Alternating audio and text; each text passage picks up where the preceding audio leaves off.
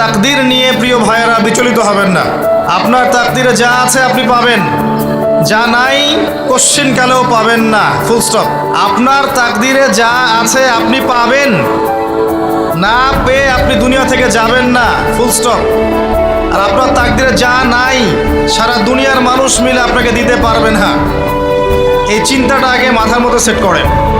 এই দুনিয়ার জীবনে আপনার দুনিয়ার বাড়ি গাড়ি, টাকা পয়সা, রিজিক, ব্যবসা বাণিজ্য, স্ত্রী সন্তান, এগুলোকে নিয়ে এত বিচলিত হওয়ার কিছু নাই। আপনার আমার তাকদিরে যা লেখা হয়েছে এর একটা দানা আপনি বেশি খেয়ে পৃথিবী থেকে যাবেন না। আর আপনার আমার রিজিকে যা আছে তার এক চুল রেখে আপনি দুনিয়া থেকে যাবেন না। এটাই চূড়ান্ত সত্য কথা। আপনি ঘুষ খান আর সুদ খান আর দুর্নীতি করেন আর মানুষের সম্পদ আত্মসাৎই করেন না কেন, যতটুকু লেখা আছে আপনার তাকদিরে এর বেশি আপনি কিচ্ছু পাবেন না। আর আপনি হালালে থাকার জন্য যতই কষ্ট করেন, হালালে আছেন, সবজি বিক্রি করে খাচ্ছেন, আপনি ছোটোখাটো ব্যবসা করছেন, মানুষ আপনাকে দাম দেয় না, আন্ডার এস্টিমেট করে, গরিব বলে, ফকির মিসকিন বলে, কিন্তু আপনার তাকদিরে যা আছে আপনি সেটাই পাবেন, এর বেশি আপনি কিচ্ছু পাবেন। হুয়াল আউয়ালু ওয়াল আখির, আল্লাহ পাক প্রথম এবং আল্লাহই শেষ। কুল্লু মান আলাইহা ফান ওয়া ইয়াবকা ওয়াজহু রাব্বিকা যুল জালালি ওয়াল ইকরাম। প্রত্যেকটা বিষয় ফানা হয়ে যাবে, কিচ্ছু থাকবে না। এখন আপনি পৃথিবীতে যা দেখছেন এগুলোর কিছুই থাকবে না। প্রত্যেক মানুষ, প্রত্যেকটা জিন, প্রত্যেক উদ্ভিদ, প্রত্যেক এই প্রাণী, আকাশ, মহাবিশ্ব, গ্রহ নক্ষত্র, চন্দ্র সূর্য, সমুদ্র, পাহাড় পর্বত, বিশ্বনেতা, রাষ্ট্রনেতা, সমাজ নেতা, পরিবারের কর্তা, অর্থনৈতিক নেতা, সবাই মারা যাবে, সবাই শেষ হয়ে যাবে, কিচ্ছু থাকবে না। এই বিষয়টা আগে ভালো করে হজম করতে হবে যে আমরা এখানে থাকতে আসিনি, আমরা এই দুনিয়ায় থাকতে আসিনি, আমরা এখানে এসেছি চলে যেতে। যার মনের মধ্যে এই কনসেপ্ট থাকে সে কখনো আল্লাহ পাকের বিদ্রোহী হতে পারে না, সে কখনো আল্লাহ দ্রোহিতা করতে পারে না, কুফরি করতে পারে না, শিরক করতে পারে না, আল্লাহর অবাধ্য হতে পারে না। যার মনের মধ্যে এই চিন্তা বদ্ধমূল যে আমি এখানে থাকতে আসিনি, আমি এখানে মুসাফিরের মতো এসেছি, গাছের ছায়া বিশ্রাম নিচ্ছি, বিশ্রাম নিয়ে শেষ হবে চলে যাব। যারাই আল্লাহ দ্রোহিতায় লিপ্ত হচ্ছে, শিরিক করছে, বেদাত করছে, হারাম খাচ্ছে, ঘুষ খাচ্ছে, সুদ খাচ্ছে, জেনা করছে, আল্লাহ দ্রোহিতা করছে, আল্লাহর বিধানকে অস্বীকার করছে, তারা ইনডাইরেক্টলি ধরে নিয়েছে যে তারা মনে হয় পৃথিবীতে চিরকাল থাকবে। কারণ যদি কিয়ামতের মাঠের কথা তাদের স্মরণ থাকতো তারা কখনোই কাজগুলো করতে পারতো না, পারতো? এবার আসেন, আল্লাহ পাক কলম সৃষ্টি করে তাকদির লিখেছেন, অতএব তাকদির নিয়ে প্রিয় ভাইয়েরা বিচলিত হবেন না। আপনার তাকদিরে যা আছে আপনি পাবেন, যা নাই কোশ্চিনকালেও পাবেন না, ফুল স্টপ। আপনার তাকদিরে যা আছে আপনি পাবেন, না পেয়ে আপনি দুনিয়া থেকে যাবেন না, ফুল স্টপ। আর আপনার তাকদিরে যা নাই সারা দুনিয়ার মানুষ মিলে আপনাকে দিতে পারবেন না। এই চিন্তাটা আগে মাথার মধ্যে সেট করেন। এই চিন্তা যার মধ্যে ইনস্টল করা আছে সে আত্মহত্যা করে না কখনো, সে হতাশ হয় না কখনো, সে ভয় পায় না, আল্লাহর পথে চলতে গিয়ে পিছু পা হয় না, সে জালেমের সামনে মাথা নত করে না। যার মাথায় এই চিন্তা আছে যে আল্লাহ যা লিখেছেন এটা হবে, যা লিখেন নাই সারা দুনিয়ার মানুষ মিলে সেটা হবে না, সিম্পল। এর মধ্যে আল্লাহ পাক পরীক্ষায় ফেলবেন, ওই বিষয়টা ডিফারেন্ট। আমি অবশ্যই তোমাদেরকে পরীক্ষা করব ভয় দিয়ে, ক্ষুধা দিয়ে, সন্তানের কি ইন্তেকাল দিয়ে, ফসলের ক্ষতি দিয়ে, সম্পদের ক্ষতি দিয়ে আমি পরীক্ষা করব। কিন্তু যারা সবর করবে এবং যারা এই কনসেপ্ট রাখবে ইন্না লিল্লাহি ওয়া ইন্না ইলাইহি রাজিউন, এদেরকে আল্লাহ পাক প্রশংসা করেছেন, ইনশাআল্লাহ এরা সফল হবে। আল্লাহ পাক তাকদির লিখে ফেলেছেন, তাকদির নিয়ে টেনশন করবেন না, রিজিক নিয়ে টেনশন করবেন না। এখনকার যুব সমাজের সবচেয়ে বড় টেনশন রিজিক। একটা জব, একটা ভালো জব, একটা ভালো ব্যবসা, সে সিকিউরড লাইফ চাচ্ছে। রিজিক নিয়ে চিন্তা করবেন না। আপনার কাছে যে রিজিক আছে এটা আপনার কাছে আসবেই ইনশাআল্লাহ। হয়তো সময় লাগছে কিন্তু আপনার কাছে আসবে ইনশাআল্লাহ তাআলা। আপনি হালালের উপর থাকবেন, ন্যায়ের উপর থাকবেন। আপনি অন্যায় পথে রিজিক সার্চ করবেন না। আপনার তাকদিরে যে রিজিক আছে আপনার কাছে আসবে ইনশাআল্লাহ। এবার আসেন, আল্লাহ পাক এরপরে সৃষ্টি করেছেন মহাবিশ্ব। এই পুরো মহাবিশ্ব তাকদির লিখার পরে মহাবিশ্ব কয় দিনে? ফি সিত্তাতি আইয়াম, 6 দিনে। মাত্র 6 দিনে আল্লাহ পাক পুরো মহাবিশ্ব সৃষ্টি করেছেন।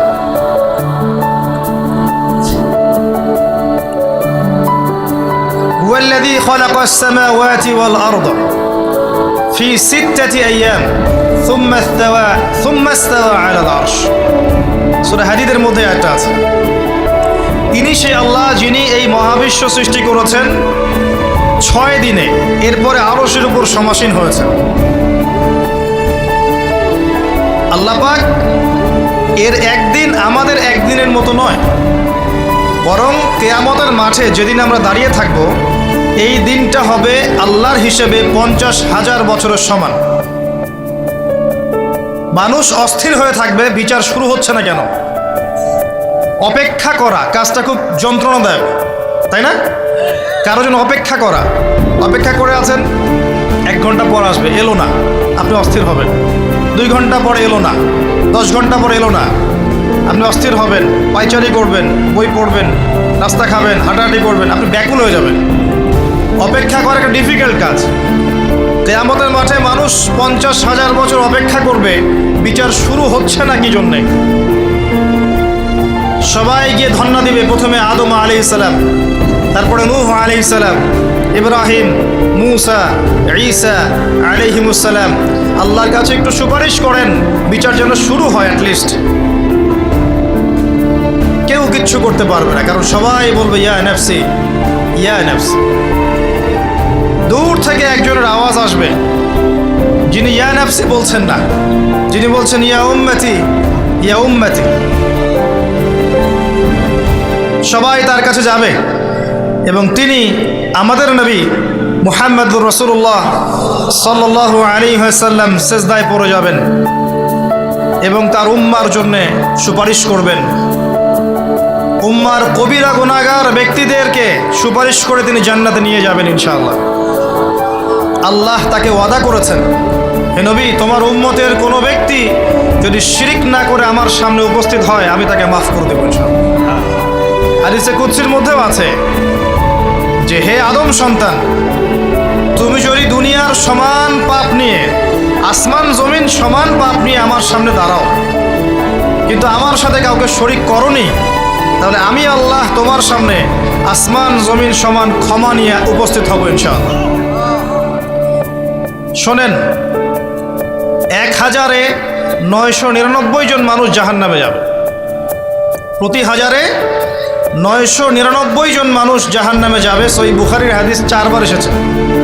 এখানে ইকুয়েশনটা এমন না যে ম্যাথামেটিক্যালি ক্যালকুলেট করতে হবে, এমন নয়। এটা দিয়ে আধিক্য বোঝানো হচ্ছে,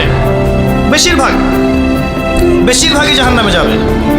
এই কথা আল্লাহ পাক কিন্তু সূরা আরাফের মধ্যেও বলেছেন 179 নম্বর আয়াতে, ওয়ালাকাদ যারানা লিজাহান্নামা কাসীরাম মিনাল জিন্নি ওয়াল ইনস। একই বিষয়ে কোরআন হাদিস পরস্পর মিলে যায়। এখানে একটা বিষয় বুঝতে হবে, আল্লাহ পাক বলেছেন সূরা নিসার মধ্যে, ইন্নাল্লাহা লা ইয়াগফিরু আন ইউশরাকা বিহি ওয়া ইয়াগফিরু মা দুনা যালিকা লিমান ইয়াশা। আল্লাহ পাক তার সাথে শিরকের গুনাহ মাফ করবেন না, এছাড়া যে কোনো গুনাহ আল্লাহ পাক যাকে ইচ্ছা মাফ করতে পারেন। তার মানে যে বেশিরভাগ মানুষ জাহান্নামে যাচ্ছে তাদের আমলনামায় কোন পাপ থাকতে পারে? কথা বোঝা যাচ্ছে কি?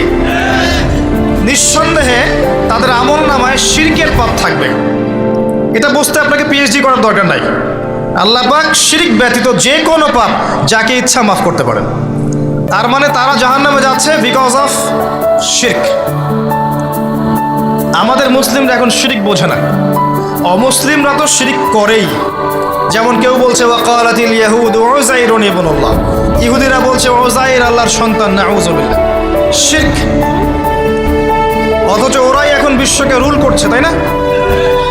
ওয়াকালাতিন নাসারা আল মাসীহ ইবনুল্লাহ, নাসারা বলছে যে ঈসা ইবনে মারইয়াম আল্লাহর সন্তান, তাই না? অথচ ওই সভ্যতাই এখন বিশ্বকে রুল করছে।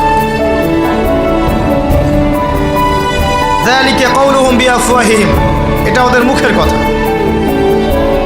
এটা জাস্ট মুখের কথা।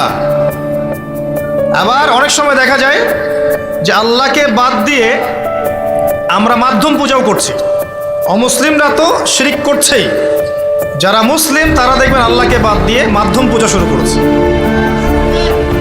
মাজারের পূজা করছে, কবরের পূজা করছে, মৃত ব্যক্তির ওসিলায় পার পাওয়ার চেষ্টা করছে। মুসলিম থেকে দেখবেন তাকদীরকে অস্বীকার করছে, আল্লাহর হালালকে হারাম করছে, আল্লাহর হারামকে হালাল করছে। মুসলিম থেকে দেখবেন যে হাতে একটা আংটি পড়েছে, ভাই কী জন্য পড়েছে? এই রোগ ভালো হবে আমার। গলায় একটা বালা ঝুলিয়েছে, কোমরে একটা মাদুলি, ভাই এগুলো কেন? যে এগুলো দিয়ে রোগ ভালো হবে। মুসলিমদের কথা বলছি, অমুসলিমদের কথা বাদ দেন। যারা বলছে আল্লাহর সন্তান আছে, ওদের কথা তো বলার দরকার নেই আমাদের, কারণ এগুলো স্পষ্ট শিরক। তবে এতটুকু বলি যে 25শে ডিসেম্বরে যারা বলেছে মেরি ক্রিসমাস, বলেছে না? 25শে ডিসেম্বর যারা বলেছে মেরি ক্রিসমাস, মুসলিমদের মধ্যে এরা স্বীকার করে নিয়েছে যে ওই দিন আল্লাহ রাব্বুল আলামিন ঈসা আলাইহিস সালামকে জন্ম দিয়েছেন। নাউযুবিল্লাহ, নাউযুবিল্লাহ মিন যালিক। আর এটা এত বড় একটা কথা, এই কথা যদি আসমান জমিন আর পাহাড় শুনে রিয়্যাক্ট করতে পারতো, থরথর করে কেঁপে ভেঙে যেত। সূরা মারিয়ামের শেষের দিকে পড়ে দেখেন, وقالوا اتخذ الرحمن ولدا لقد جئتم شيئا إدا تكاد السماوات والأرض يتفطرن منه وتنشق الأرض وتخر الجبال هدا। পড়েন অর্থটা। আসমান জমিন পাহাড় যদি এই কথা শুনে রিয়্যাক্ট করতে পারতো, এরা চৌচির হয়ে যেত। এত বড় একটা কথা বলেছো তোমরা, ঈসা আলাইহিস সালামকে আল্লাহ পাক জন্ম দিয়েছেন। নাউযুবিল্লাহ। এরা তো শিরক করছেই। মুসলিমরাও দেখবেন এই যেগুলো বললাম, আল্লাহকে বাদ দিয়ে অন্যের কাছে দোয়া করছে, আল্লাহকে বাদ দিয়ে অন্যকে সেজদা করছে, আল্লাহকে বাদ দিয়ে অন্যের কাছে নজর মানত করছে, আল্লাহকে বাদ দিয়ে অন্যের জন্য জবাই করছে, আল্লাহর তাকদীরকে অস্বীকার করছে, আল্লাহর হালালকে হারাম করে নিচ্ছে, আল্লাহর হারামকে হালাল করে নিচ্ছে। দেখবেন মুসলিমরা করছে। এবার মুসলিম জেনারেশন, এমন একটা প্রজন্ম বের হয়েছে এখন, ইয়াং জেনারেশনের, তারা বলছে যে এই মহাবিশ্ব বিগ ব্যাং থেকে সৃষ্টি হয়েছে, আল্লাহ বলতে কিছু নাই। আপনি বোঝেন কি কারণে প্রতি হাজারে 999 পিপল জাহান্নামে কেন যাবে? কারণটা কি? শিরক। আর এই শিরকটা হচ্ছে আপনার চিন্তায়, আপনার কথায় এবং আপনার কাজে। চিন্তার মধ্যে শিরক। যেমন একজন ব্যক্তি চিন্তা করে আকীদা, যে আল্লাহ ছাড়া অমুকও সন্তান দিতে পারে। এরকম আকীদা নাই মুসলিমদের? আছে। একজন বলছে আল্লাহ কল্যাণের মালিক আর শয়তান হচ্ছে অকল্যাণের মালিক। কথাটা শুনতে খুব ভালো লাগে না? অকল্যাণ হয়তো আল্লাহর পক্ষ থেকে আসে না, আল্লাহ পবিত্র, অকল্যাণ শয়তানের পক্ষ থেকে আসবে। ব্যাপারটা কি এমন? ভালো মন্দ, কল্যাণ অকল্যাণ, দুঃখ কষ্ট সুখ সবকিছু কার পক্ষ থেকে আসে? এমন নয় যে ভালোগুলো আল্লাহ দেন, অকল্যাণগুলো শয়তান দেয়। নাউযুবিল্লাহ। এরকম আকীদা আছে মানুষ। কিছু মানুষ বলছে তাকদীর বলতে কিচ্ছু নাই, মানুষ নিজেই তার কর্মের নিয়ন্ত্রণ। শিরক। কিছু মানুষ বলছে যে ভাগ্যই সব, মানুষের কাজের কোনো স্বাধীনতা নাই। মানে ভাগ্যই সব, আমার কাজের কোনো স্বাধীনতা নাই, আমি কলের পুতুল। চুরি করেছো কেন? আল্লাহ তাকদীরে লিখেছে তাই। সুদ খাও কেন? ঘুষ খাও কেন? রিলিফের মাল মেরে খাও কেন? আল্লাহ তাকদীরে লিখেছে তাই। এরকমও কিছু মানুষ আছে। প্রত্যেক পদে পদে আপনি শিরক পাবেন।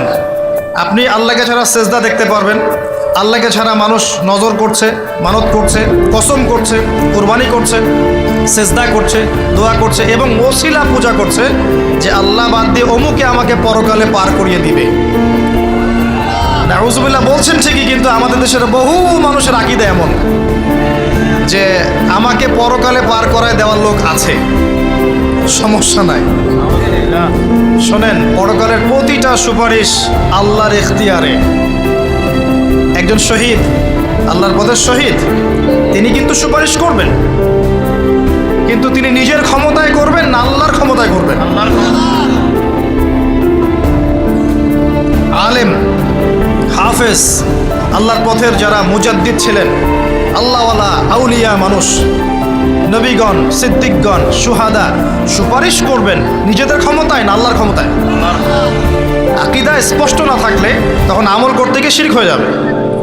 আর শিরক হলেই কি হবে? ওই যে বললাম, প্রতি হাজারে 999 জন মানুষ জাহান্নামে যাবে।